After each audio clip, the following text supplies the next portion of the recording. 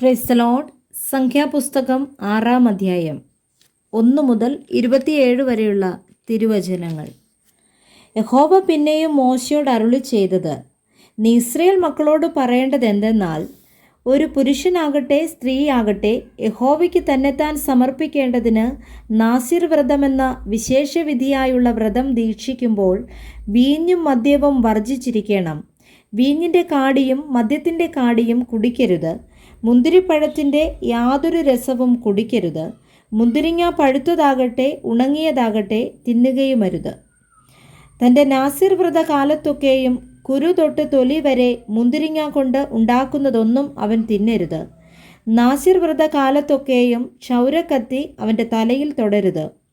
യഹോവയ്ക്ക് തന്നെത്താൻ സമർപ്പിച്ചിരിക്കുന്ന കാലം തികയുവോളം അവൻ വിശുദ്ധനായിരിക്കണം, തലമുടി വളർത്തേണം. അവൻ യഹോവയ്ക്ക് തന്നെത്താൻ സമർപ്പിച്ചിരിക്കുന്ന കാലത്തൊക്കെയും ശവത്തിൻ്റെ അടുക്കൽ ചെല്ലരുത്. അപ്പൻ, അമ്മ, സഹോദരൻ, സഹോദരി എന്നിവരിൽ ആരെങ്കിലും മരിക്കുമ്പോൾ അവരാൽ അവൻ തന്നെത്താൻ അശുദ്ധനാകരുത്. അവൻ്റെ ദൈവത്തിൻ്റെ നാസിർ വ്രതം അവൻ്റെ തലയിലിരിക്കുന്നു. നാസിർ വ്രത കാലത്തൊക്കെയും അവൻ യഹോവയ്ക്ക് വിശുദ്ധനാകുന്നു.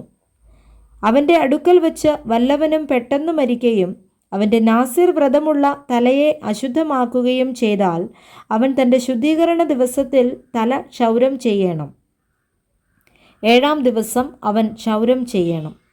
8-ാം ദിവസം അവൻ 2 കുറുപ്രാവിനെയോ 2 പ്രാവൻ കുഞ്ഞിനെയോ പുരോഹിതൻ്റെ അടുക്കൽ സമാഗമന കൂടാരത്തിൻ്റെ വാതിൽക്കൽ കൊണ്ടുവരേണം. പുരോഹിതൻ ഒന്നിനെ പാപയാഗമായിട്ടും മറ്റേതിനെ ഹോമയാഗമായിട്ടും അർപ്പിച്ച് ശവത്താൽ അവൻ പിഴച്ചതുകൊണ്ട് അവനു വേണ്ടി പ്രായശ്ചിത്തം കഴിച്ച് അവൻ്റെ തല അന്നു തന്നെ ശുദ്ധീകരിക്കണം. അവൻ വീണ്ടും തൻ്റെ നാസിർ വ്രതത്തിൻ്റെ കാലം യഹോവയ്ക്ക് വേർതിരിച്ച് 1 വയസ്സു പ്രായമുള്ള ഒരു ആട്ടിൻകുട്ടിയെ അകൃത്യയാഗമായി കൊണ്ടുവരേണം.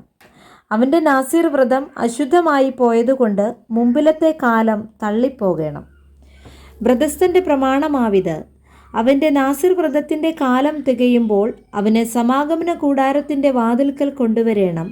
അവൻ യഹോവയ്ക്ക് വഴിപാടായി ഹോമയാഗത്തിന് 1 വയസ്സു പ്രായമുള്ള ഊനമില്ലാത്ത ഒരു ആട്ടിൻകുട്ടി, പാപയാഗത്തിന് 1 വയസ്സു പ്രായമുള്ള ഒരു പെണ്ണാട്ടിൻകുട്ടി, സമാധാനയാഗത്തിന് ഊനമില്ലാത്ത ഒരു ആട്ടുകൊറ്റൻ, ഒരു കുട്ടയിൽ എണ്ണ ചേർത്ത് നേരിയ മാവ് കൊണ്ടുണ്ടാക്കിയ പുളിപ്പില്ലാത്ത ദോശ, എണ്ണ പുരട്ടിയ പുളിപ്പില്ലാത്ത വട എന്നിവയും അവയുടെ ഭോജനയാഗവും പാനീയയാഗങ്ങളും അർപ്പിക്കണം.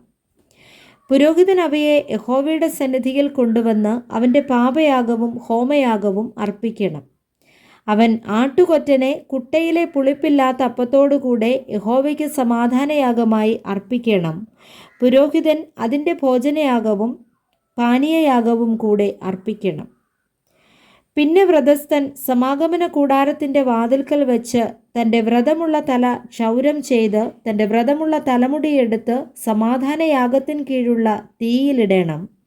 വ്രതസ്ഥൻ തൻ്റെ വ്രതമുള്ള തല ക്ഷൗരം ചെയ്ത ശേഷം പുരോഹിതൻ ആട്ടുകൊറ്റൻ്റെ വേവിച്ച കൈക്കുറകും കുട്ടയിൽ നിന്ന് പുളിപ്പില്ലാത്ത ഒരു ദോശയും പുളിപ്പില്ലാത്ത ഒരു വടയും എടുത്ത് അവയെ വ്രതസ്ഥൻ്റെ കയ്യിൽ വയ്ക്കണം. പുരോഹിതൻ അവയെ യഹോവയുടെ സന്നിധിയിൽ നീരാജനം ചെയ്യണം. ഇത് നീരാജനം ചെയ്ത നെഞ്ചോടും ഉദർച്ച ചെയ്ത കൈക്കുറകോടും കൂടെ പുരോഹിതന് വേണ്ടി വിശുദ്ധമാകുന്നു.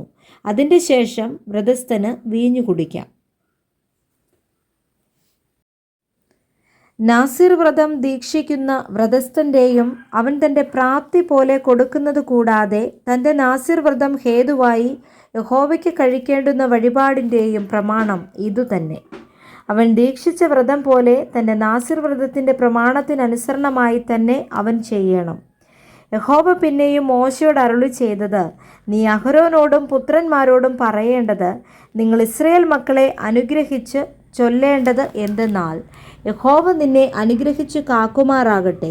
യഹോവ തിരുമുഖം നിന്റെ മേൽ പ്രകാശിപ്പിച്ച് നിന്നോട് കൃപയുള്ളവനാകട്ടെ. യഹോവ തിരുമുഖം നിന്റെ മേൽ ഉയർത്തി നിനക്ക് സമാധാനം നൽകുമാറാകട്ടെ. ഇങ്ങനെ അവർ ഇസ്രായേൽ മക്കളുടെ മേൽ എൻ്റെ നാമം വയ്ക്കണം. ഞാൻ അവരെ അനുഗ്രഹിക്കും. Praise the Lord. വായിച്ച തിരുവചന വേദഭാഗങ്ങളാൽ കർത്താവ് നമ്മെ ഏവരെയും സമൃദ്ധിയായി അനുഗ്രഹിക്കുമാറാകട്ടെ. ആമേൻ.